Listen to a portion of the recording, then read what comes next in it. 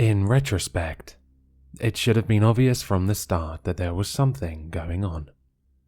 It was my first time renting an apartment, but even I thought that the landlord was eager for me to move in as soon as possible. The rent was ridiculously low for the area. The apartment itself was in pristine condition, and the whole process from touring the apartment to moving only took about a week. Nothing like that comes without a catch. Apartment 311 was a pleasant place to live at first. It had 2 bedrooms and 1 bathroom, and since I lived alone, that meant I got to convert 1 bedroom into my own office space. It came with a handful of paintings already, so it didn't even have the off-putting liminal feeling that some empty apartments have. The only immediate downside, I could tell from the start, was that there was a slight smell in the living room from time to time. It wasn't anything too noticeable, but you would occasionally get a faint whiff of some sort of musty odor. I was living in apartment 311 for a couple of weeks before I noticed anything was wrong. It started out with some simple stuff, like various knickknacks being placed on the wrong shelves, snacks and small objects going missing, things like that. Once or twice I found the fridge left open. These things would only happen when I was asleep, and it made me feel like I was going crazy. There was no way anyone could be breaking into my apartment just to steal some useless crap and move around some collectibles. The door was locked whenever I went to bed, and even if someone hypothetically had the key, I always made sure to bolt the door as well. I considered getting some security cameras set up, but I balked at the price when I looked into that possibility. Though the apartment was admittedly cheap, between rent and utilities, I still couldn't afford to set up an entire security system. I tried to put it out of my mind, assuming that maybe I was just sleepwalking or getting up for a midnight snack and forgetting by the next morning. I'd never been an easy sleeper. I was often prone to night terrors and other disturbances, which had only gotten worse now that I was in an unfamiliar environment. Of all the sleep problems I've experienced, by far the least pleasant is sleep paralysis. It used to happen fairly rarely, maybe once every 2 to 3 months, but after moving into the apartment, it became an almost weekly occurrence. Now, usually my sleep paralysis is fairly mild. I find myself unable to move, eyes open, and I find it difficult to breathe. Sometimes I feel like there is a presence in the room with me, but before I moved, I never had experienced any form of hallucinations, visual or otherwise. I'd never seen a ghost, monster, hag, or any other sort of entity while I was paralyzed. It was only ever a sense of dread and total paralysis of the body. That changed about the same time I noticed the missing food and misplaced objects. As usual, it felt like I had woken up, but couldn't move a single muscle. It was hard to breathe, and I had this awful feeling like I wasn't alone. I tried to calm myself down, to remind myself that I had been through this before, and had always wound up okay. But something felt different. It was then that I noticed the door to my bedroom slowly opening, inch by inch. I could hear the creak of the hinges as it swung inward. Someone, or something, was coming into my room. It peeked its head around first, dull eyes reflecting the faint glow of moonlight from my bedroom window. It was bold, with pale, flaky skin. I wanted to scream when I saw its expression, but I was still a prisoner of my own body. The thing had a forced rictus grin on its face, chipped yellow teeth clenched tightly together, grinding against one another. I watched in horror as the rest of the thing's body slowly passed into the room, tiptoeing as if it were creeping up behind someone in a cartoon. The thing was utterly emaciated, almost skeletal in appearance, and covered in sores and pockmarks. It was stark naked and smeared in dirt and filth. I could do nothing but watch as it slowly inched ever closer towards me, until I could feel its hot breath upon my face. It smelled like the musty odor I sometimes detected in the living room. Not once did I see its expression change. It didn't even blink as it stared at me, and I could feel hatred radiating off of it like heat from a furnace. It just stood there, looking at me for what felt like hours. Eventually, it turned around and slowly sneaked back out of the room, gently shutting the door behind it. A few minutes later, I started to be able to move again. The paralysis was wearing off as my body started to wake up properly. I had to call in sick to my job that day. The experience was such a shock to me that there was no way in hell I'd be able to get any work done. I spent a good hour just checking every room to make sure I was entirely alone. I searched the closet, underneath the sinks, in my office, anywhere I thought someone could be hiding. When I found nothing, I managed to convince myself that it was all a hallucination, that I was safe. Things continued about the same for a while after that. Objects still went missing from time to time. The smell in the living room stayed just as musty as it ever was, and about every week or so, I'd have another sleep paralysis incident. Of course, now every time I did experience sleep paralysis, I'd have to see my unwanted visitor again. I named him Jimmy, to try and reduce the terror a little bit. Putting a silly name to a horrifying face helped lessen my fear slightly. As far as sleep paralysis hallucinations went, Jimmy wasn't too bad once I started to get used to him. He never touched me or sat on my chest like some people's nightmares did. He just stood and stared. It was still deeply unpleasant, mind you, but I felt lucky that it was a consistent kind of unpleasantness at least. Then I found the photograph. I noticed it underneath a pile of papers while I was doing some cleaning up.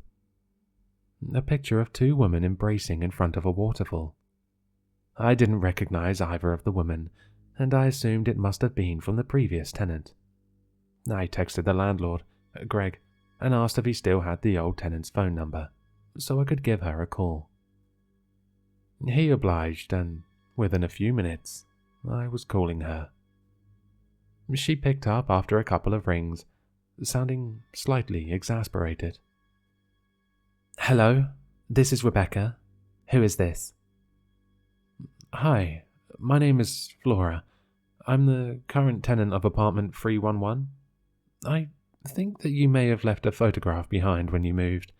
I was wondering if you'd want to pick it up, or I could mail it to you or something." There was a long pause on the other end of the phone. "Hello?" I asked. "You need to get out of that apartment. You're not safe." I honestly didn't have any response but to laugh.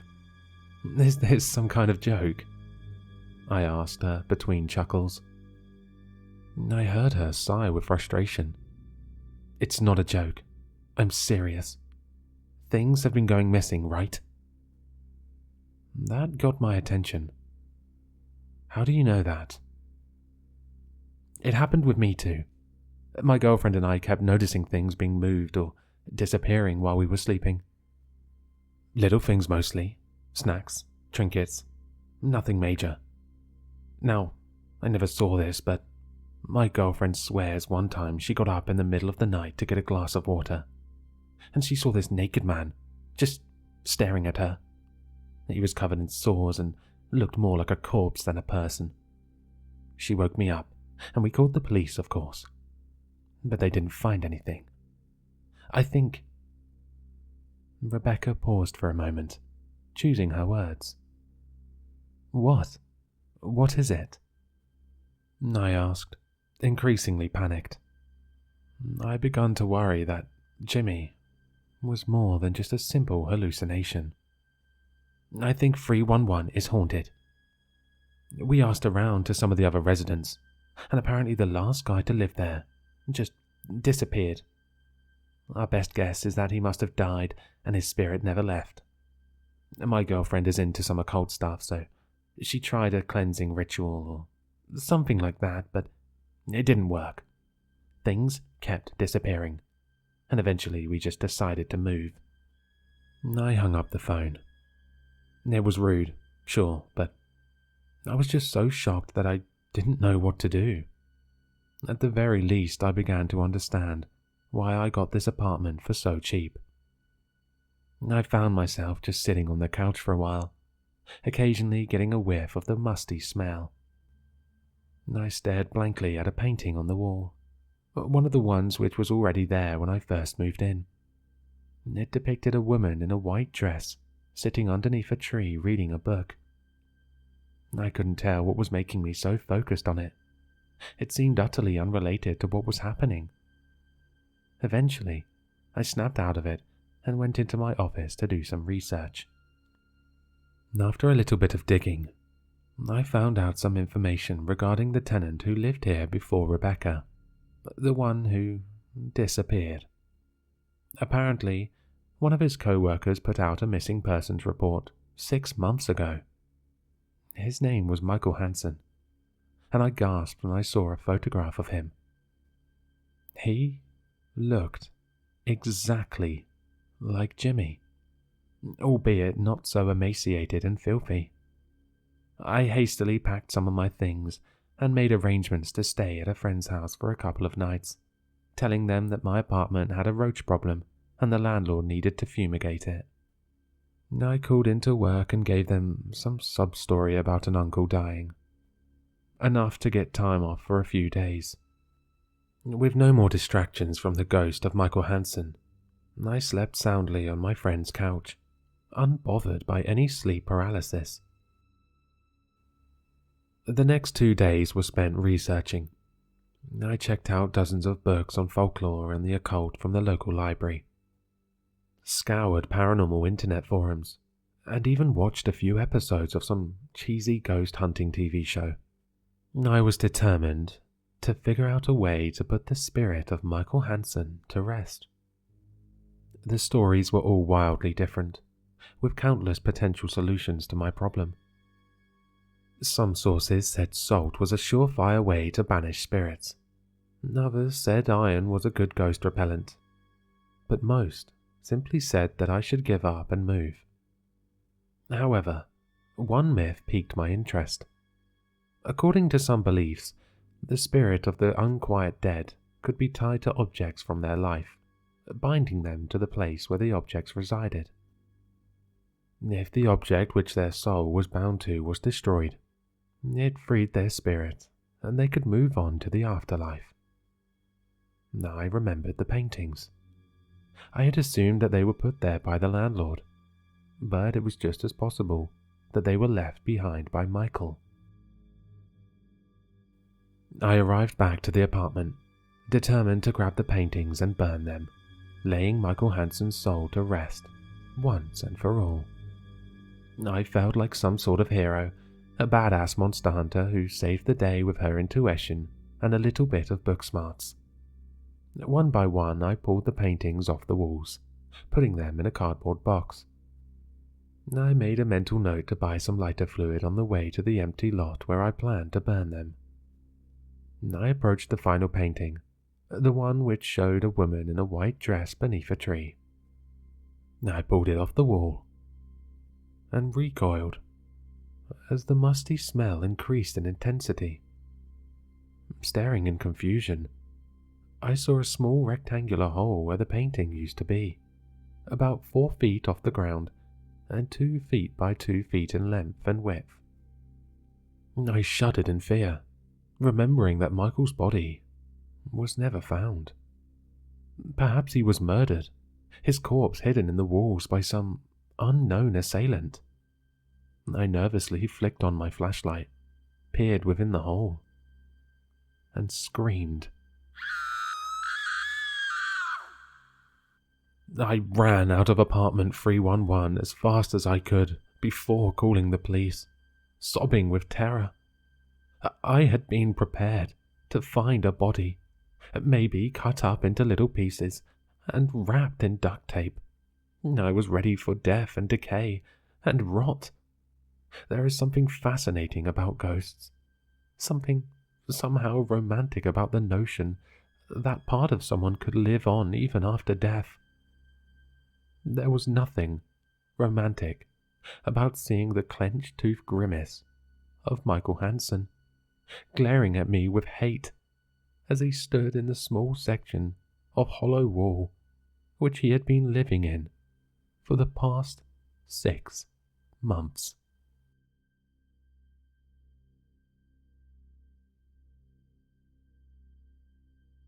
Hello, sinister listeners. If you've enjoyed this story, then you'll find all the author's information in the description below. For more content, be sure to like, comment, and subscribe to succumb to the sinister.